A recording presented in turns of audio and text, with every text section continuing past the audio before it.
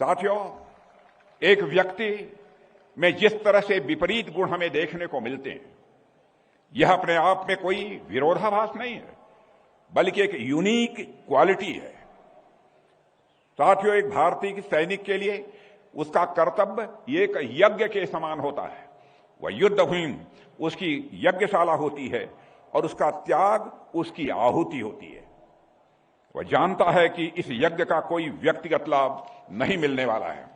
एक सैनिक जानता है कि उसके सभी कर्मों का फल व्यक्तिगत नहीं, बल्कि संपूर्ण राष्ट्र की सुरक्षा और समृद्धि के रूप में प्राप्त होता है। और यह निस्वार्थ सेवा का वह उच्चतम आदर्श है जिसकी परिकल्पना हमारे ऋषियों और मनीषियों ने की थी।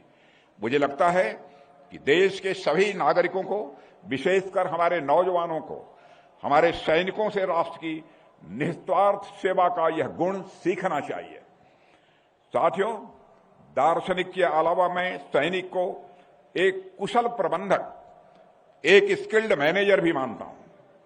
ऐसा इसलिए क्योंकि सैनिक का संबंध सिर्फ युद्ध से नहीं होता। युद्ध तो बहुत रेयर देखने को मिलता है, कभी कभी देखने को मिलता है, लेकिन युद्ध की तैयारी यह रोजमर्रा की चीज होती है।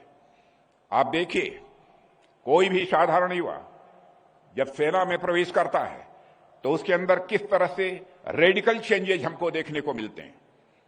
सेना में उसे सिखाया जाता है कि स्वयं के लिए जीना क्या होता है और देश के लिए जीना क्या होता है, दोनों में अंतर क्या होता है, यह उसे सिखाया जाता है।